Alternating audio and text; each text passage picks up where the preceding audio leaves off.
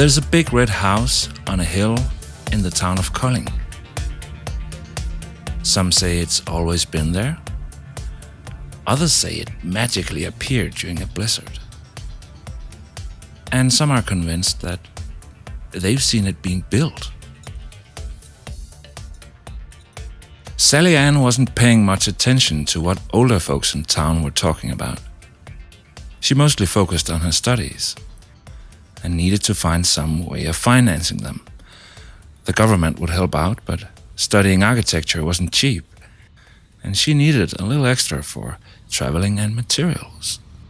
She got in contact with the owners of the house, who weren't around much, especially by the end of the week, and had a house full of kids who weren't related but for some reason shared a very strong bond. And instead of chasing everyone out on a Friday night, the owners had been looking for someone to be there until Saturday morning would come. She wasn't in for a rough start. Only 2 of the kids were home. "I believe I can cook you guys something decent for dinner," said Sally, "and then we could watch a movie. We could also go get some candy for when we are watching the movie." The kids tried to be nice to Sally. They'd been told that they should always be open to whatever the local traditions were. But Sally's suggestions kept creating such a heavy burden that they couldn't quite hide their disappointment. "All right," said Sally. "Just tell me exactly what you guys would like to do." "We'd like to bake 100 pancakes and then go to the airport and collect old junk from airplanes." "Old junk," said Sally. "Yeah," said the kids. "We know Craig. He's a mechanic out there. And we're allowed to come by and take a few parts from airplanes that are going to the scrapyard." "Okay," said Sally, "so if I call this Craig right now, he's going to make sure this becomes possible?" "Yes," said the kids. Sally Ann called the airport, and there was a person out there called Craig.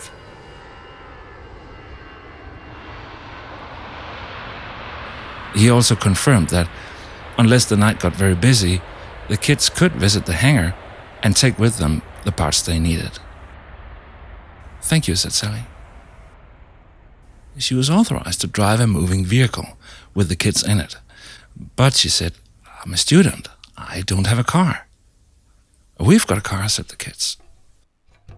"All right," said Sally. "And how do we bake 100 pancakes before the night is over?"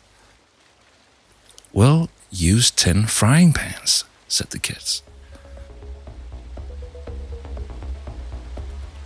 They were in the living room as Sally found her way around the kitchen and started cooking.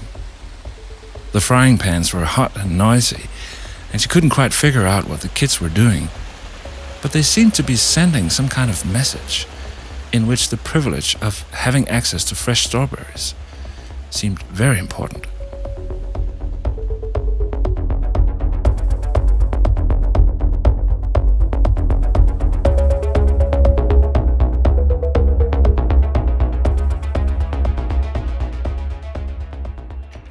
They met Craig in the airport, and the kids started looking for good pieces. Every time they found something of value, they'd always check with Craig. "Are they building something out of these pieces?" asked Sally. "Yes," said Craig. "I'm not quite sure what they're building.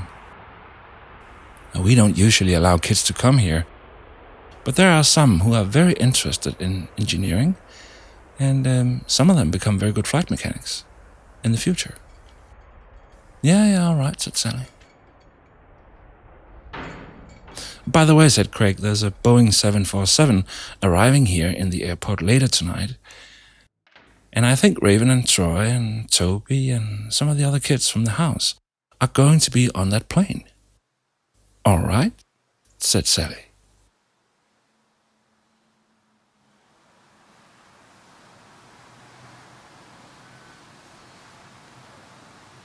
The kids continued looking for scrap in the hangar, while Sally took a walk in the terminal. There wasn't much going on there at the time. She thought about why the kids hadn't told her that the others were coming. Maybe they didn't say anything because they didn't want their new nanny to feel that she wasn't doing her job well enough.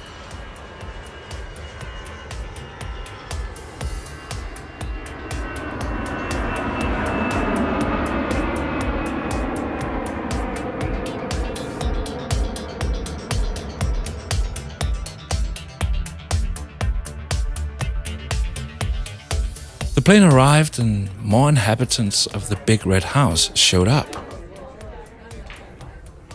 They all went back to town and didn't seem to have any sleep to catch up on. Raven and Troy started to play music while all the kids seemed to be very concerned with their toys. They all had some kind of toy, and they spent a lot of time testing it and talking about it.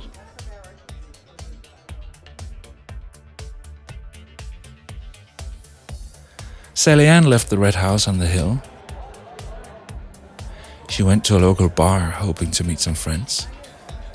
And when they finally arrived, they were curious to know what she'd been doing all night.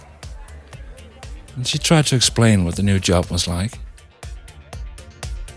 But it wasn't easy.